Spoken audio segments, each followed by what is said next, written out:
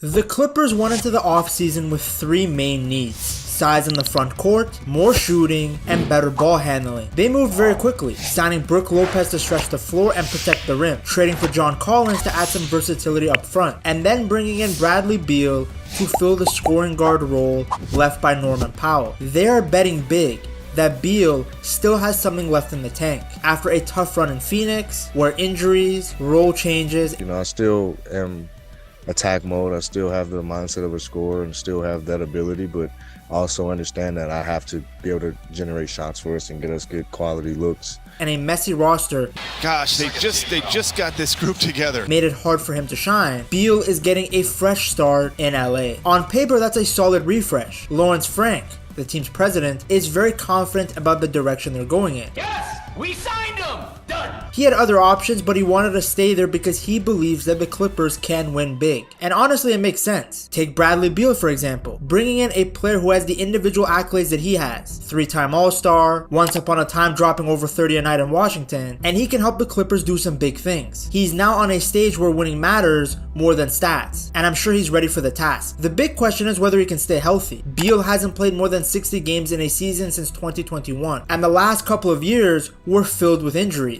Ankle injury, knee issues, hamstring injury, even a wrist surgery. That's a worry for a Clippers team already relying on James Harden and Kawhi Leonard, who both have their own injury history. If all three stars stay on the court, this team can be very dangerous. If not, it can get ugly pretty quick. From a basketball standpoint, Beal gives them something they badly needed: another reliable ball handler. Powell could score, sure, but he wasn't a playmaker. Beal, even in his down years, still averaged more assists than Powell ever did. He also took care of the ball very well. That should make life easier for James Harden, who got often stuck with too much responsibility last season. He was the only person that could play make, and that made the Clippers very predictable. Now defensively, Bradley Beal is very far away from a lockdown guy. Even the Suns had to hide him. But Ty Lue might be able to manage his matchups better in LA, with players like Kawhi, Collins, and other guys like Derrick Jones Jr. The Clippers can afford to use Beal in spots where he won't get exposed as much. There are players out there that can help him defensively. The bigger story though is the vibe. In Beal's last two stops, the first one being Washington's endless rebuild and the second being Phoenix's messy super team experiment, they were not fun environments. The Clippers are hoping that being in a stable, veteran heavy environment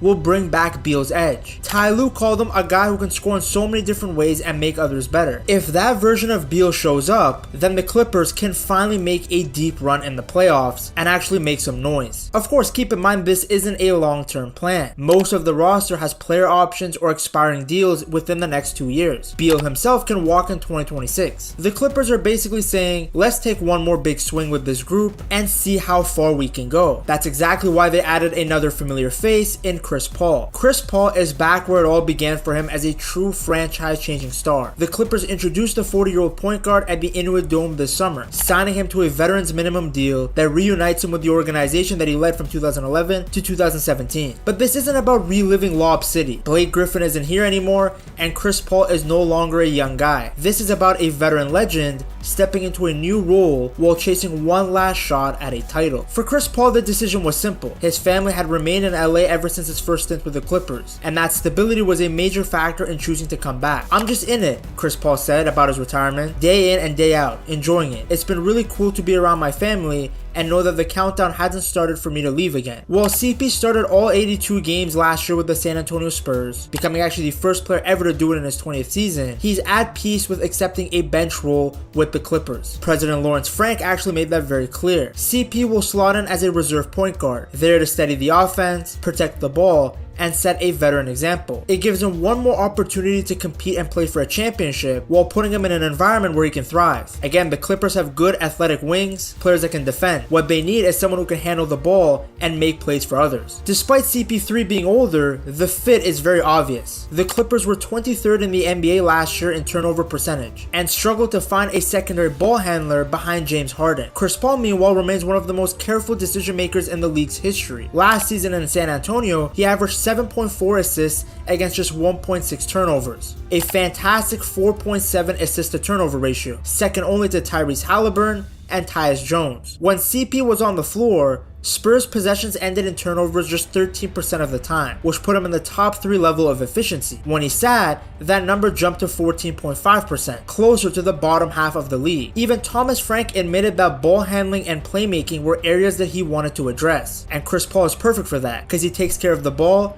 and runs an offense about as well as anyone who's ever done it. Ty Lue also benefits from this. CP gives the Clippers another voice to hold Harden accountable, and another stabilizer for late game situations. He's basically a player and assistant coach rolled into one, a second set of eyes to help organize the floor and reduce careless mistakes. Chris Paul's impact on the Clippers' identity cannot be overstated. When LA first acquired him in 2011, the franchise only had 6 winning seasons in its first 41 years. They had never won 60% of their games. With Chris Paul there though, the Clippers won at least 60% every season for 6 straight years. They regularly were in the playoffs and became a franchise that you actually had to look out for. Even when he left them in 2017, Chris Paul left the team in a better place. He opted into his final contract year so the Clippers could trade him to Houston in a sign and trade, getting back assets like Lou Williams, Patrick Beverley, and Montrezl Harrell, pieces that eventually led to other moves, right down to this summer's addition of John Collins. This is full circle, Frank said. He reminded everyone that Chris Paul had a great history and was an all-star with the Clippers. And even when he chose to go to Houston,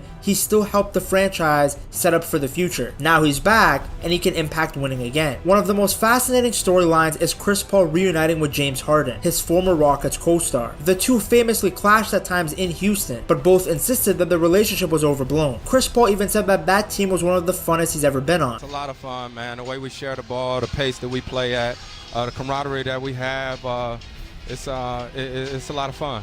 And claimed that James Harden is one of those guys who loves to be in the gym all day long. They both claim that they know they have unfinished business, and now they get another chance. I can honestly say it was one of the funnest teams I've ever been on in my career. And James is one of those guys that loves to be in the gym all day long. And so it's wild that you get this opportunity again after those 2 years and the success that we had. And we definitely know we had unfinished business. So we get a chance to see what's going on here. James Harden definitely loves basketball, but I'm sure he loves the strip club more than the gyms. Chris Paul has also already worked out with Bradley Beal, another new Clipper, during the Nike Peace Jam in Georgia. For Paul, it's about blending in with a new group of stars while guiding them with his veteran knowledge. Unlike his first run in LA, this is no longer Chris Paul's team. Kawhi Leonard is the centerpiece, Harden is the primary organizer, and Zubac anchors the middle alongside Brook Lopez and Collins. Chris Paul's role is smaller, but also much clearer. He'll be asked to stabilize the second unit with his ball control and shot creation. He'll be asked to reduce turnovers and crunch time, to mentor younger and mid-career players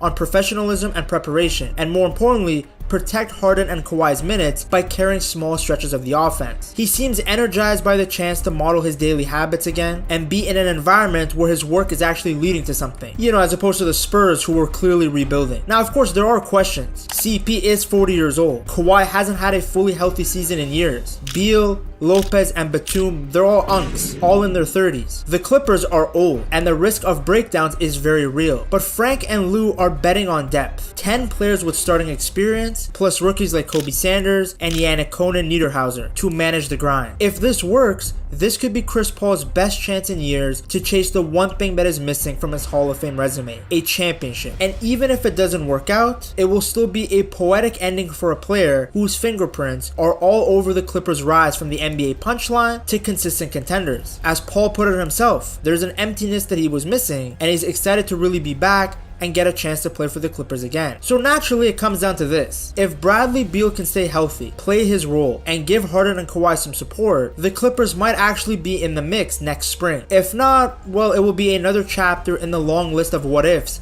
for this franchise. Last summer felt like the window slammed shut for the Clippers when Paul George walked to Philly for nothing. But credit to the front office because they regrouped fast. They added steady veterans like Batum, Chris Dunn, and Derrick Jones Jr. And the team still had enough bite to be annoying, just not enough to get out of the first round. So this time they doubled down in the offseason. They brought in Brook Lopez, who provides elite rim protection plus spacing, John Collins, who's a versatile big who can play the 4 or the small ball 5, Bradley Beal, who is a secondary creator / scorer, and of course Chris Paul, who can take care of the ball. Yes, I'm rhyming accidentally. On paper, that's a much better roster than the previous season, because you see, in today's NBA you need star power, real depth, and a good fit. Look at the teams that made the finals last year. The Pacers had Halliburton plus Siakam plus perfectly slotted role guys in Nembhard, Neesmith, and Turner, and a bench that kept the style consistent. Then you had the Thunder, who had Shea plus Jalen Williams with two-way help everywhere, from Shet to Hardenstein to Caruso. It was stars plus an identity, plus multiple players who can be contributors. So what do the Clippers actually have? Well, they still have a superstar. Kawhi has reminded everyone that he's still a top 5 player when healthy. Harden is an MVP Harden, but he's a borderline all-star who still controls games. Zubac kept trending up and played like an all-star caliber anchor some nights. Then the Clippers have depth. It's actually probably their best asset. Zubac, Lopez, Collins covers the front line in every matchup. Chris Dunn and Derrick Jones give you point of attack defense. Batum is the glue guy who always seems to make the right playoff play. And then Beal and Bogdanovic bring extra shot creation so the offense doesn't die when James Harden sits. In terms of fit, Harden plus Kawhi is still the core. Beal can slide into Norman Powell's old role, but with more on-ball playmaking. Lopez finally gives Ty Lue a real pick and pop threat. And Collins lets them toggle between big, as in him playing next to Zubac or Lopez, and playing fast, where Collins can be the small ball 5. Last year, the Harden, Kawhi, Dunn, Zubac minutes were extremely positive. As a result, Beal doesn't need to be a star for this system to work. He just needs to be a better passing Powell who hits his shots and doesn't turn the ball over. Now naturally there are things that can trip them up. Age is a big factor. 7 of the main rotation guys are all 30 plus. Lopez is 37, Batum is 36. And the NBA, well, the seasons are long. Then you have the issue of availability. Kawhi's health is always the elephant in the room. Beal hasn't cleared 60 games since 2021. You need bodies in April and May, not just October. Then you have ball movement. Harden is an A+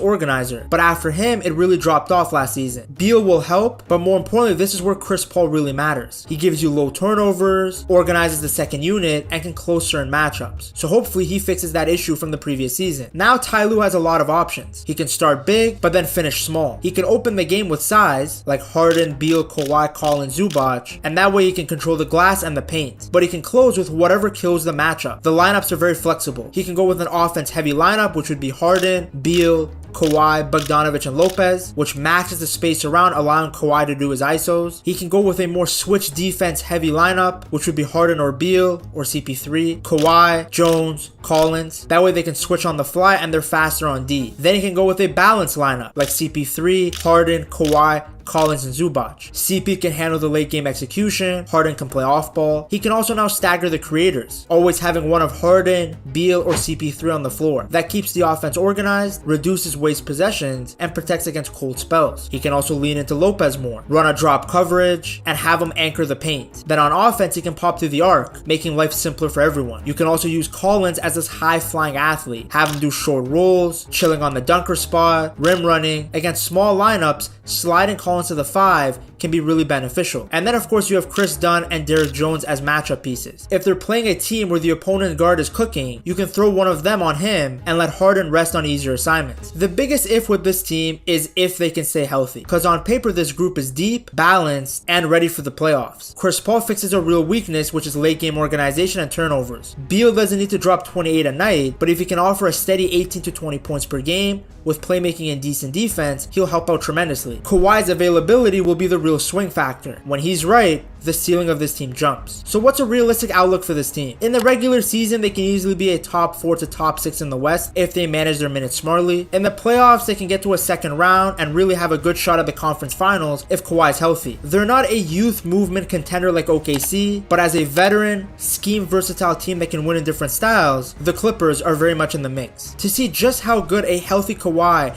is for a team like the Clippers, you have to check out this video right here.